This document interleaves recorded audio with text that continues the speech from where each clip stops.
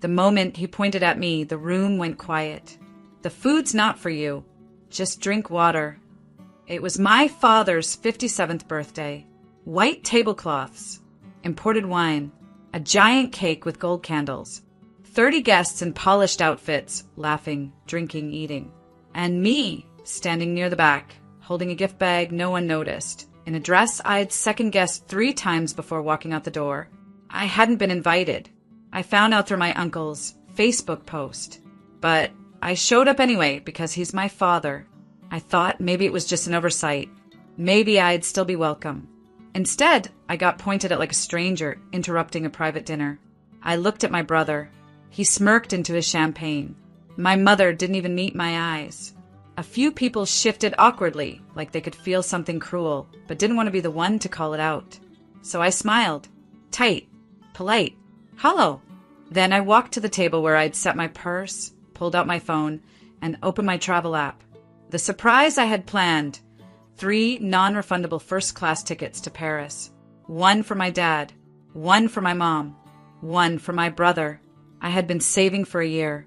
Flights, boutique hotel, Michelin-starred dinner, Eiffel Tower reservation. Everything. I canceled them all in under a minute. $18,750. Gone. Then I picked up my coat, left the gift bag on the floor, and walked out without a sound. No one followed me. No one called. And in that moment, on the steps outside that too perfect rented venue, surrounded by music and muffled laughter, I finally understood. They didn't forget me. They left me out on purpose. My name is Lena Farrow. And from wherever you're watching this video, stay with me. Because the day they told me to just drink water was the last time they ever got to sit at a table I built. You don't become the uninvited daughter overnight. It starts slowly in the small things, like when my brother got a brand new car for graduating community college and I got a generic card for finishing my MBA, or when they forgot to tell me about family dinners. But somehow I was always the one expected to remember birthdays, send flowers, cover emergencies. I used to call it forgetfulness. Then I called it favoritism. Now I call it what it really is, a hierarchy. And I was never at the top. Growing up, my brother Jason could do no wrong. When he flunked out of his first college, my parents said he's finding himself. When I got straight, as they said, don't get cocky. I was the serious one, the quiet one, the overachiever. I didn't ask for much, and they took that as an invitation to give me even less. At every holiday, Jason's name was first on the gift tags. Every conversation circled back to his problems, his girlfriends, his plans. If I spoke up, I was interrupting. If I stayed quiet, I was moody. Still, I kept trying. I showed up to birthdays with thoughtful gifts, even when I wasn't thanked. I helped plan my parents' anniversary trip last year. Paid for half of it too, even though Jason didn't contribute a cent. I called to check on my mom when she was sick, sent groceries when Dad threw out his back, offered to help Jason with his business pitch. All of it ignored, dismissed. But this trip to Paris? That was going to be my gesture, a peace offering, a way to say, despite everything, I still care. 3 tickets, first class, a hotel in Le Marais. I even booked a walking tour of the Louvre because my dad once said he'd like to see it before he dies. And still, I wasn't invited to his birthday. Not even a text. Just a table full of people and my father pointing at me like I was someone else's problem. The food's not for you. Just drink water. That wasn't a joke. That was the truth, finally said out loud. I wasn't one of them. Not really. Just the second-class daughter. The standby option. The one you remember when something needs fixing. Never when something needs celebrating. So when I canceled those Paris tickets, I wasn't being petty. I was just done paying to be forgotten. The strangest part? No one noticed me leave. You'd think someone would have called out, followed me to the door, asked what I was doing, but I slipped out as easily as I had been ignored the entire evening. By the time I stepped into my car, the laughter inside had already resumed. I sat behind the wheel, breathing through a stillness that didn't feel like sadness. Not anymore. It felt like clarity. I opened the travel app again, just to double check. 3 round-trip, first-class flights to Paris. A 5-night stay at Hotel Le Pavillon de la Reine. Dinner reservations. Private Louvre tour. Eiffel Tower dinner cruise. The works. All scheduled for the next month as a surprise. It had taken me 12 months of careful saving. I took on freelance work. Skipped my own birthday plans. Chose this trip over replacing my aging laptop. Because I thought maybe if I did something big enough, beautiful enough, it would finally mean something to them. But there I was, sitting in the dark, hands cold on the screen, looking at reservations they never even knew they had, and canceling them all with 3 taps. Cancel trip? Yes. Are you sure? Yes. This action cannot be undone. Confirm. Done. I stared at the screen for a while after. $18,750. Non-refundable. Gone. I didn't flinch. I didn't cry. I didn't feel the panic I thought I would. What I felt was free. For the first time, I wasn't working to earn their attention. I wasn't buying my way into affection that should have been mine all along. I wasn't trying to prove that I was good enough. I was just done. I deleted the trip from my calendar. Then I pulled out of the parking lot and drove to a small Thai place I liked. I ordered takeout, took it home, and ate it barefoot on my balcony with a blanket around my shoulders. No birthday music. No forced laughter. No cold glances. Just me and the city lights. I didn't tell anyone what I'd done. Not yet. I didn't need to. Because silence, I've learned, is a language all its own. And in my family, silence only becomes loud when it comes from me. The next morning, I woke up to a voicemail from my mom. Her tone was breezy. Hope you got home okay, sweetie. Sorry if Dad went a little overboard. You know how he gets with his jokes. Jokes. That's what they'd call it. A man publicly humiliating his daughter while passing a platter of roasted duck. I didn't call back. I just listened once, then deleted the message. No confrontation. No long-winded explanation. Let them wonder why the Paris trip never appeared. Why the itinerary I hinted at weeks earlier vanished without a word. Let them ask each other in confusion, frustration, maybe even guilt. Because for the first time in my life, I wasn't giving answers to people who'd never earned the right to ask. It took 2 days for the confusion to start leaking through. First, my brother posted a cryptic status. Funny how people show their true colors when it matters. No tags, no details, but I knew it was about me. Then came the group text, the one I hadn't left yet. My mother sent a photo of my dad in a robe, sipping coffee with a forced grin. Birthday boy still glowing. The message felt like a cover-up, like they were trying to prove to someone, maybe themselves, that nothing was wrong. But something was. I could feel it. And by the 3rd day, the cracks showed. Jason texted me directly. Hey, weird question. Did you book something for Dad? He keeps checking his email like he's waiting for tickets or something. I stared at the screen for a moment, then locked my phone and didn't reply. That was the beauty of this entire moment. They had no idea what they'd lost. Not fully. They only had pieces. Hints. Gut feelings. That quiet panic when something you've come to expect suddenly doesn't show up. The Paris trip wasn't just a vacation. It was a power shift. It was the moment I realized I didn't have to scream to be heard. I just had to stop giving. And silence is a powerful teacher. My father finally called me himself 5 days after the party. Voicemail. Lena, if there was something you were planning and it fell through, that's okay. But next time, just tell us. We can help cover the costs. Cover the costs? He really thought this was about money. As if I'd canceled a gift because I couldn't afford it. As if this was a mistake I needed help fixing. As if he hadn't stood in front of a full room and told me I wasn't welcome at his table. I didn't call back. They tried once more. This time, an email from my mother. Long wordy, rambling about misunderstandings and family tension, and how everyone says things they don't mean. She ended it with, "It would be a shame to let one moment erase all the good we've shared. Let's move forward together." Together. That word used to mean something to me. Now it sounded like a leash. They weren't reaching out to repair anything. They were reaching out to reclaim control, to rewrite the story before anyone outside the family could see the truth. But I didn't reply to that either. Instead, I got coffee with a friend, laughed through an entire brunch, and scheduled a solo trip to Lisbon just because I could. Because I wasn't the girl waiting to be noticed anymore. I was the woman who walked out, quietly, deliberately, and let the silence tell the story for me. After the email, I blocked them. Not out of anger, out of necessity. Because I knew how this would go. They'd call it a misunderstanding. They'd downplay it, twist the story. They always did. And if I left even the smallest door open, they'd wedge themselves back in with guilt and expectations. So I closed the door, locked it, walked away. That was the last time I heard from them for nearly a year. And in that silence, everything changed. My business took off. The brand I'd built quietly on weekends and lunch breaks finally exploded. One of my social media campaigns went viral. I got featured in a business podcast, then a lifestyle magazine, then another.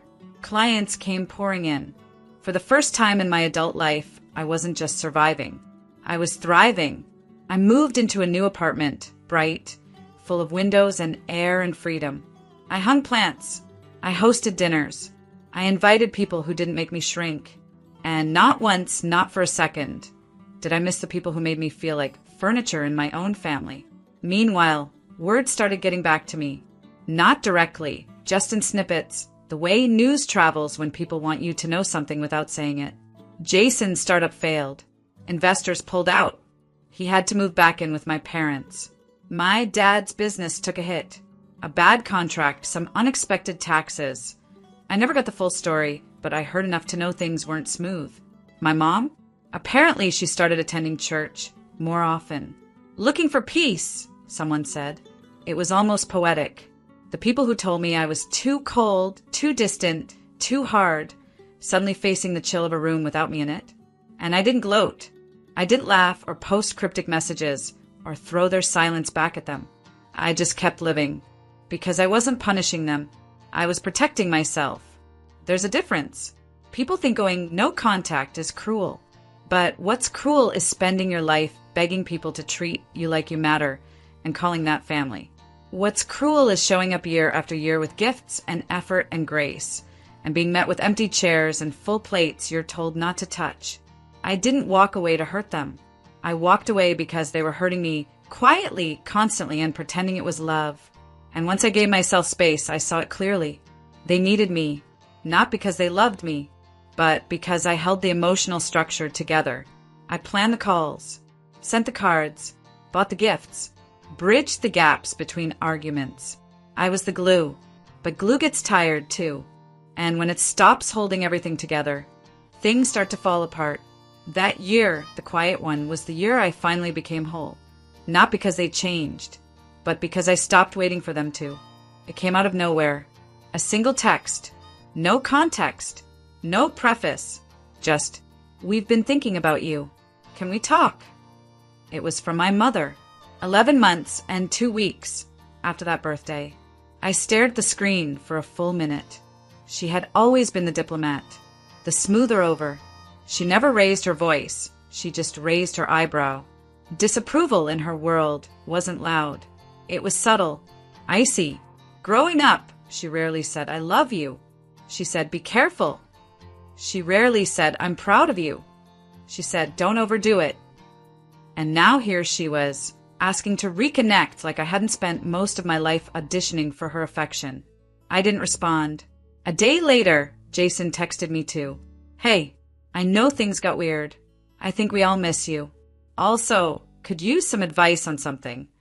There it was, wrapped in sentiment, coded in half apology, the ask. Not surprising. My success had become hard to ignore. My face had been in a magazine recently. My brand was now collaborating with a global campaign. I had even spoken at a small business summit, a video of which had made its rounds on LinkedIn. Jason was probably drowning in pride-swallowing regret. And my father? No message from him directly. But I noticed a follow request from a new account. One of those obvious fake profiles that parents use when they think they're being subtle. I didn't accept, because I wasn't angry anymore. I was clear. Their silence hadn't changed me. My own had. In that year, I'd unlearned the way I'd been to be palatable. I stopped asking what I could do better. I stopped rearranging myself to fit a table that was never built for me in the first place. I started saying no. No to emotional labor disguised as obligation. No to guilt parading as love. No to being the family's backup plan, crisis manager, and uncredited cheerleader. I poured into friendships that gave back. I worked with clients who respected my time. I said yes to joy, rest, laughter that didn't come with consequences. That growth was quiet, but it was loud inside me. So when they reached out hoping for a reunion, what they didn't realize was this. There was no one left to bring back. I hadn't just moved on. I had evolved. And the version of me that once would have cried at those messages, typed 3 drafts of a reply, asked friends what I should say, she was gone, replaced by someone who didn't flinch at silence, who didn't mistake a text for a lifeline. Still, I waited a few days before I responded. I let the calm settle in, let the old ache rise, then pass. And when I finally opened the message thread again, I typed 3 words. Sorry, wrong number. And sent it. No emoji. No follow-up. No explanation. I deleted the thread, blocked the number, and went on with my day. Not triumphant. Not bitter. Just full. Because healing isn't always dramatic. Sometimes it's just a quiet certainty that you'll never again let someone pull you back into the version of yourself you had to break to survive. I didn't expect a reaction. Sorry, wrong number. 3 words, sent without fanfare. I didn't need a mic drop. I didn't want applause. I wanted peace, and that's exactly what I gave myself. Still, the fallout came. Mia, a cousin I hadn't spoken to in months, messaged me the next day. Did you really say that to your mom? I didn't answer, but I knew what that meant. The story was circling. Not the real one, of course. Not the version where I was humiliated in front of 30 people. Not the version where I quietly canceled a luxury trip because I realized I was just a placeholder daughter. No, I'm sure their version sounded softer. Blurred. Convenient. She's been distant. She misunderstood. She's cold. I've heard it all before. But this time, something was different. They couldn't control the narrative, because I didn't come running back. I didn't fight for my place. I didn't defend myself or explain or offer them a script to revise. I gave them nothing. And in the vacuum of that nothing, they were left with the truth. They had lost me. Not temporarily. Not emotionally. Fully. Jason tried one more time. Through a different number. We're family. You don't just throw that away. I read it while sipping tea in a bookstore cafe, sun hitting my face, laughter bubbling from a table nearby. A friend across from me slid a new book into my hand. You'll love this one, she said. And I realized in that exact moment how much I didn't miss them. The way they made me question myself. The constant feeling of being not quite enough. The way my wins were brushed aside and my help taken for granted. Family doesn't mean proximity. It means protection. It means celebration and correction, not humiliation and expectation. I didn't throw them away. They let me rot on the shelf for years and only noticed when they wanted the benefits again. They didn't miss me. They missed what I used to do for them. And once I stopped doing those things, they called it distance. I call it healing. So I didn't reply to Jason either. Instead, I turned off my phone. I finished my tea. And I let myself sink into the safety of my own boundaries. Walls I had spent years learning to build. Not to keep love out, but to keep myself in. Later that evening, I journaled the moment down. Closure is not a conversation. Sometimes it's a door you close gently and walk away from without waiting for a knock. That text, sorry, wrong number, wasn't just a clapback. It was a declaration that I was no longer available for guilt, no longer reachable by manipulation, no longer interested in proving my worth to people who only saw it when it was convenient. In the weeks that followed, I didn't hear from them again. No more texts, no more emails, just quiet, but not like the quiet I used to dread. This silence was sacred, mine. I filled it with music, with dinners that ended in laughter instead of tension, with clients who sent thank you notes and friends who hugged with both arms. I filled it with freedom, because when I said sorry, wrong number, what I really meant was, you're not calling who you think I am. That girl, the one who kept trying, doesn't live here anymore. A year to the day after my father told me to just drink water, I hosted a dinner party. Not out of spite, not as a performance, but as a celebration of peace, of growth, of my own damn table. It was small, 8 people tops, my closest friends, a few colleagues who had become chosen family. No formal invites, just real connection. Warmth that didn't need RSVP cards to feel official. I cooked everything myself. Roasted chicken, lemon potatoes, a simple pasta with garlic and oil. I opened a wine I'd been saving, lit the candles I used to say were just for guests, and played a playlist of quiet soul music that made the space feel alive. Everyone brought something, a pie, fresh bread, wildflowers in a jar. But no one brought expectations. No one asked for anything but presents. When we sat down, I noticed something I hadn't expected. I wasn't anxious. I wasn't trying to keep anyone happy. I wasn't scanning faces for disapproval. I wasn't hoping to be enough. I just was. Halfway through dinner, my friend Kara raised her glass. "To Lena," she said, smiling across the table. For building the kind of life most people are too scared to even imagine. And for making space at her table, not just with chairs, but with heart. Everyone clinked glasses. Someone joked about how my roasted potatoes could start a religion. Laughter spilled into the corners of the room. And I realized this was the dinner I had always wanted. Not the Paris trip, not the big gestures or expensive gifts. Just to sit at a table where I wasn't starving for acceptance. To feed and be fed emotionally, spiritually wholly. After everyone left, I stood in the quiet for a while, barefoot, glass in hand. I thought about the last year, the silence, the rebuilding, the hard, invisible work of unlearning the idea that love had to be earned with sacrifice. I thought about my parents, about Jason, and for once it didn't sting. It didn't even register as loss, because what I thought I was missing was something I never had in the first place. A seat doesn't mean belonging. Blood doesn't mean home.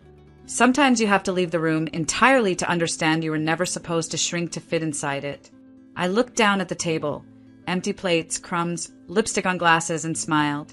I used to beg for a place at theirs. Now, I set my own, and no one here would ever be told to just drink water.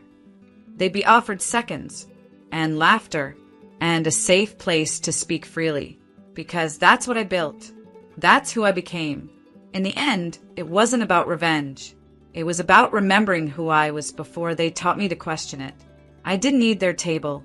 I needed to know I was always worthy of my own. And I built one with love, resilience, and boundaries that don't bend just because someone shows up late with an apology. I blew out the candles, washed the last glass, and went to bed knowing something I wished I'd learned years earlier. I wasn't too much. I wasn't hard to love. I was just in the wrong room.